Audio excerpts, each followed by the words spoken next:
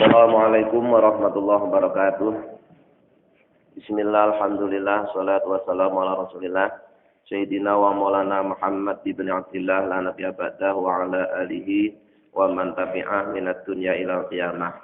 La haula wa la quwata illa billah ma ba'du. Hadirin ma'asyiral muslimin hafizakumullah. Imam Ghazali telah memberikan nasihat kepada kita untuk merenungkan peristiwa yang dialami oleh seseorang yang bernama Bal'am bin Ba'ura yang hidup pada masa zaman Nabi Musa. Dia seorang ulama besar yang mata hatinya telah dibuka oleh Allah, sehingga kalau dia mendongak ke atas akan mampu menyaksikan arsy-Nya Allah. Santrinya tidak kurang dari 12.000. Namun demikian, hanya karena satu kesalahan, ia condong kepada dunia, melupakan hormat kepada salah seorang walinya Allah. Akhirnya dia dilempar oleh Allah ke jurang kehinaan untuk selama-lamanya. Bahkan kisah ini di dalam Al-Quran Allah menggambarkannya, dia bagaikan seekor anjing yang terusir dari majikannya. Na'udzubillah min dzalik. Pelajaran yang bisa kita petik dari Bal'am bin Ba'ura adalah bahwa seseorang tidak boleh mengandalkan ilmunya, juga tidak boleh mengandalkan amal ibadahnya. Karena bisa saja ya, ilmu yang sudah makrifat, yang sudah mengenal Allah, bila Allah menghendaki bisa saja dicabut. Ya, maka tidak boleh seseorang mengandalkan ilmunya, juga tidak boleh mengandalkan ibadahnya. Harus hanya mengandalkan kepada Allah, bersandar kepada Allah, berlindung kepada Allah dari keputusannya yang tidak baik. Makanya kita bersyukur, kita diajari kalau sholat subuh baca doa kunut. Dalam doa kunut itu salah satu permohonan kita adalah waqina birahmatika syarra ma qadait. Jagalah kami ya Allah dengan kasih sayangmu dari keputusanmu yang buruk. Jadi Bal'am bin Ba'ura tadi itu contoh orang yang ditakdirkan oleh Allah sebagai orang yang su'ul khotimah. Walaupun dia sudah mengenal Allah, ya, sudah ma'rifatullah, tapi ternyata di akhir hidupnya menjadi orang yang su'ul khotimah. Ini sesuatu yang sangat menakutkan. Makanya kita diajari setiap hari berdoa, wa qina bi rahmatika syarra ma qadait. Mohon kepada Allah agar kita dilindungi oleh Allah dengan kasih sayangnya, sehingga kita tidak termasuk orang yang diputus oleh Allah sebagai orang yang su'ul khotimah. Fangdur ila khubsid dunya. Maka perhatikanlah betapa buruknya dunia. Bal'am bin Ba'ura yang sudah mengenal Allah saja, begitu tertarik dengan dunia, langsung oleh Allah dilempar ke dalam kehinaan. Wasu'miha, dan bahayanya dunia. Madza yatribu lil ulama'i khassatan. Keburukan dan bahaya dunia itu tidak hanya menjerumuskan orang-orang bodoh, tidak hanya menjerumuskan orang-orang biasa, tapi bisa juga menjerumuskan seorang ulama istimewa. Di ulama saja masih bisa terjerumus ketika dia tergoda oleh indahnya dunia, apalagi orang biasa. Fatanabbah, maka ingatlah. Fa inal amra khatirun, maka sesungguhnya urusannya sangat gawat. Wal umru qasirun, sementara umur kita ini sangat terbatas. Apalagi dibanding umat-umat Nabi terdahulu, umat Nabi Muhammad itu umat yang umurnya paling pendek. Maka jika tidak pandai memanfaatkan umur, dia akan rugi untuk selama-lamanya. Di dalam Al-Quran Allah berfirman, wala tubadzir tabdzira, dan janganlah kalian menghambur-hamburkan. Innal mubadzirina kanu ikhwanas syayatin. Sesungguhnya para pemboros-pemboros itu adalah saudaranya setan. Nah, yang dimaksud pemboros itu bukan hanya boros uang, boros harta, tapi seseorang yang tidak memanfaatkan umur, Orang yang tidak memanfaatkan kesempatan itu berarti telah memboroskan umurnya. Dia termasuk saudaranya setan. Jadi kalau setiap detik, setiap kedipan mata, setiap tarikan nafas tidak bernilaikan ibadah, berarti kita telah memboroskan umur kita. Dan itu bagian dari saudaranya setan. Ya. Wa fil amali taksyirun, dan dalam amal kita itu banyak kecerobohan. Ya, kita menjadi orang yang suka ceroboh, kurang hati-hati, kurang teliti. Wan naqidu basyirun, sementara yang mengawasi, ya, Allah yang meneliti, Allah yang memantau itu sangat tahu gerak-gerik kita, tahu apa yang kita rencanakan, tahu apa yang kita lakukan. Maka kita tidak bisa mengelak dari pengawasan Allah. Fa in khatama bil khairi a'malona, maka jika Allah menghendaki mengakhiri amal kita dengan kebaikan, wa aqalana asaratina, dan Allah menghendaki memaafkan kesalahan-kesalahan kita, fama dzalika alaihi bi'asyirin, maka yang demikian itu bagi Allah bukan sesuatu yang sulit, mudah saja. Jadi di sisi lain, ya, walaupun kita banyak kesalahan, banyak dosa, tapi bagi Allah bisa saja dengan mudah untuk mengampuninya. Berarti ini rojak. Ya. Jadi kalau kisah Bal'am tadi itu khauf, nah ini yang terakhir ini adalah rojak. Artinya di satu sisi ketika kita sudah rajin ibadah tetap harus punya khauf. Tapi ketika kita terjerumus dalam perbuatan dosa, kita harus punya rojak, punya harapan. Jangan sampai kemudian putus asa. Summa inna Dawud alaihissalam, kemudian kita juga disuruh untuk memperhatikan peristiwa yang dialami oleh Nabi Dawud alaihissalam. Khalifatahu, Nabi Dawud ini termasuk khalifahnya Allah fi ardihi, di buminya Allah. Aznaba zamban wahidan, Nabi Dawud ini pernah berdosa satu kali. Dalam satu riwayat dosanya itu tertarik dengan salah satu istri prajuritnya. Padahal dia sudah punya istri sekitar 99. Ya, sudah punya istri 99 yang cantik-cantik, masih juga kepingin dengan salah satu istri dari prajuritnya. Hanya sekali itu dia berdosa. Fabaka ala dzalika, maka si Daud tadi ditegur oleh Allah sehingga dia menangis menyesali perbuatan tersebut, hatta nabatal usbu min tumu'ihi, sehingga karena dia terus menangis, air matanya netes ke tanah sampai kemudian di tanah itu tumbuh rumput saking lamanya. Ya, jadi berapa liter air mata yang jatuh di tanah itu sampai rumput saja kemudian tumbuh. Ya. Wa qala, dan dia bermunajat, ilahi, wahai Tuhanku, ama tarhamu, apakah engkau tidak menyayangi bukai tangisanku, wa tadarru'i, dan kesungguhanku dalam memohon ampunanmu. Fa'ujiba, kemudian munajatnya Nabi Dawud tadi dijawab oleh Allah. Ya Dawud, hai Dawud, nasita, engkau telah lupa zambaka, dosamu, wa zakarta, dan engkau ingat bukaaka, tangisanmu. Jadi ketika Nabi Dawud menangis, mohon kasih sayang Allah, mohon ampunan Allah, itu oleh Allah malah dijawab, Daud, yang kamu ingat kok malah tangisanmu. Kamu tidak ingat sama dosamu. Harusnya yang kamu ingat dosamu, bukan tangisanmu. Walam yakbal, dan Allah tidak menerima taubatahu, taubatnya Nabi Daud, arba'ina yauman, menurut satu riwayat selama 40 hari. Nangisnya tadi itu sampai 40 hari tidak diam, sehingga air matanya yang netes sampai menyebabkan rumput di bawahnya bisa tumbuh. Nah, wakila, dan satu pendapat menyatakan arba'ina sanatan, 40 tahun. Tidak hanya 40 hari tapi 40 tahun. Itu yang dialami oleh Nabi Dawud alaihi salam. Summa inna Yunusa, kemudian kita juga disuruh mengambil pelajaran dari peristiwa yang dialami oleh Nabi Yunus. Nabi Yahu alaihissalam, dia salah seorang nabinya Allah alaihissalam. Ghadiba, dia pernah marah, ghadbatan wahidatan, satu kali. fi ghairi maudhi'iha, yang tidak pada tempatnya.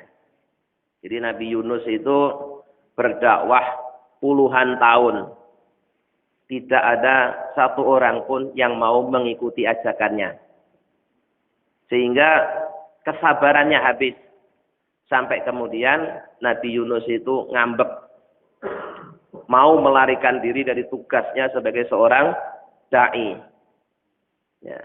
Lalu dihukum oleh Allah. Fasajanahu fi batnil huti. Maka kemudian Nabi Yunus itu oleh Allah dipenjara di dalam perut seekor ikan. Jadi ketika melarikan diri dari tugas dakwah karena merasa tidak ada gunanya sama sekali, ya, berpuluh-puluh tahun bahkan mungkin beratus-ratus tahun. Karena Nabi dulu kan umurnya kan sampai ratusan tahun. Ya. Tidak ada orang yang mau mengikutinya, dia ngambek pergi, ya. Nah, numpang perahunya seseorang. Nah, di tengah laut ada badai. Berdasarkan pengetahuan si tukang perahu tadi, ini pasti ada orang yang minggat, ya, yang ikut naik. Nah, karena kebiasaannya, ya, kalau ada orang minggat naik perahu, maka akan terjadi badai besar. Maka harus ada solusi. Caranya yaitu orang tersebut harus dijeburkan ke dalam laut. Lalu diundi. Nah, itu diundi 1 kali yang kena Nabi Yunus, 2 kali Nabi Yunus, 3 kali Nabi Yunus. Sebenarnya si pemilik perahu tadi tidak tega untuk melempar Nabi Yunus ke laut. Tapi memang sudah diundi berulang kali tetap dia, akhirnya ya dilempar juga. Ya, takdir Allah memang harus begitu. Nah, ketika Nabi Yunus dilempar ke dalam laut ini, kemudian dia dimakan oleh seekor ikan. Ya. Tahta qa'ril bihari, di bawah dalamnya laut. Arba'ina yauman, selama 40 hari. Jadi Nabi Yunus berada di dalam perut ikan itu selama 40 hari. Wa huwa yunadi. Kemudian Nabi Yunus di dalam perut ikan itu enggak mati, ini tetap hidup. Ya, bermohon kepada Allah. Allah ilaha illa anta subhanaka inni kuntu minadh dhalimin. Ini doa Nabi Yunus ini kalau di kampung-kampung biasanya dijadikan pujian sambil nunggu imam, terutama pada saat menjelang sholat subuh. La ilaha illa anta subhanaka inni kuntu minadh dhalimin. Itu diulang-ulang. Jadi ini adalah munajatnya Nabi Yunus ketika berada di dalam perut ikan. Wa sami'atil malaikatu sautahu. Kemudian munajatnya Nabi Yunus ini didengar oleh para malaikat. Malaikat kaget. Faqalu, maka para malaikat berkata, ilahana wahai Tuhan kami, wa sayyidana dan junjungan kami, sautun ma'rufun. Saya mendengar suara yang kayaknya kayak kenal suaranya ini. Ya, kenal suaranya. Suara Nabi Yunus ini sudah dikenal oleh para malaikat. Tapi min maudhi'in majhulin, kok berasal dari tempat yang tidak kami kenal. Ya, kalau dari masjid saya tahu, dari rumah saya tahu. Ini dari mana ini? Kok suara ini munculnya kayaknya dari dalam laut. Faqala Allah Ta'ala dzalika, maka Allah berfirman, dzalika sautu abdi Yunusa, malaikat, suara yang kau dengar itu adalah suara dari hambaku, yaitu Nabi Yunus. Fasafa'at fihil malaikatu, kemudian Allah memohon kepada malaikat memohon kepada Allah agar bisa memberi pertolongan kepada Nabi Yunus tersebut. Nah, akhirnya ditolong. Kemudian si ikan tadi minggir, kemudian dia buang kotoran yang keluar Nabi Yunus. Summa ma'adzalika kulihi ghayyara ismahu. Maka sejak Nabi Yunus Allah keluarkan dari perut ikan, itu kemudian namanya diganti oleh Allah dengan sebutan itu Zannun, ya, Zannun, ya, atau Zunnun. Nah, kalau tokoh sufi ada yang namanya Zunnun, Zunnun al-Misri, Zunnun dari Mesir. Kalau ini Zannun, ya. Di nama Nabi Yunus setelah keluar dari perut ikan.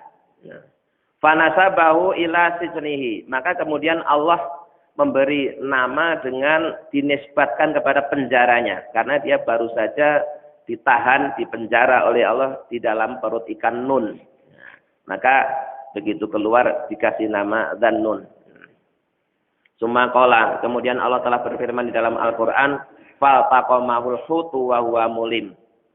Maka Allah melemparkan Nabi Yunus sehingga dia ditelan oleh ikan karena dia telah melakukan perbuatan yang tercela yaitu ngambek, ya, ngambek dari berdakwah. Falaula annahu kana minal musabbihin, seandainya Nabi Yunus itu keberadaannya bukan termasuk orang-orang yang membaca tasbih. Seandainya Nabi Yunus tidak membaca tasbih tadi itu, la ilaha illa anta subhanaka inni kuntu minadz dzalimin. Seandainya Nabi Yunus enggak baca doa itu, lala bisa fi batnihi illa yaumi yub'atsun. Niscaya Nabi Yunus akan berada di dalam perut ikan sampai kiamat. Sampai kiamat. Ya. Maka karena dia baca tasbih, dosanya diampuni oleh Allah dalam waktu 40 hari. Nah, Nabi Yunus keluar dari perut ikan ini juga bertepatan dengan 10 bulan Muharram. Maka 10 bulan Muharram, ya, hari ke-10 bulan Muharram termasuk hari istimewa, hari Asyura. Ya, kalau di masyarakat Jawa dikenal bulan Muharram itu dengan sebutan bulan Suro. Ya, karena itu merupakan cara Sultan Agung dalam memasyarakatkan bulan-bulan Islam. Jadi diberi nama dengan peristiwa yang terjadi dalam bulan tersebut. Muharram dikasih bulan, nama Suro, ya. Kemudian Ramadan dikasih bulan Poso, karena memang dalam bulan Ramadan kita diwajibkan puasa. Rabiul Awal dikasih nama dengan bulan Maulud, bulan kelahiran Nabi Muhammad. Di nama-nama tersebut adalah untuk membumikan ajaran Islam, utamanya di tanah Jawa. Jadi pada hari ke-10 bulan Muharram, Nabi Yunus dibebaskan oleh Allah dari penjara perut ikan. Nah, menurut riwayat, setelah dikeluarkan di pinggir laut itu, kemudian Nabi Yunus disusui oleh seekor kijang. Jadi kondisinya sangat lemah kayak bayi baru dilahirkan itu. Maka kemudian yang menyusui adalah seekor kijang. Sampai kemudian dia sehat kembali ke umatnya. Summa dzakara nikmatahu wa minatahu. Kemudian Allah juga menyebutkan nikmatnya dan anugerahnya kepada Nabi Yunus yang telah mengampuni dosanya. Faqala laula anta tarakahu nikmatun min rabbih lanubidza bil arai. Seandainya Allah tidak menyusuli Nabi Yunus dengan nikmatnya, niscaya Nabi Yunus akan dibuang di tempat yang kosong, yang asing. Wa huwa madmum, dan dia akan selalu dalam keadaan terhina. Itulah pelajaran yang bisa kita petik dari hamba Allah yang soleh, seorang nabi, ya, yang berpuluh-puluh tahun bahkan beratus-ratus tahun berdakwah hanya karena ngambek sekali saja langsung dapat sanksi dari Allah Subhanahu wa taala. Bagaimana dengan kita yang sering ngambek, bolak-balik ngambek, karena tukang ngambek. Fangdur, maka perhatikanlah ila hadis siasati, tentang siasatnya Allah ini. Ayyuhal miskinu, wahai orang-orang yang miskin. Ya. Wa kadzalika halumma jaron ila sayyidil mursalin. Kemudian juga perhatikan pula yang dialami oleh junjungan kita, pimpinannya para rasul.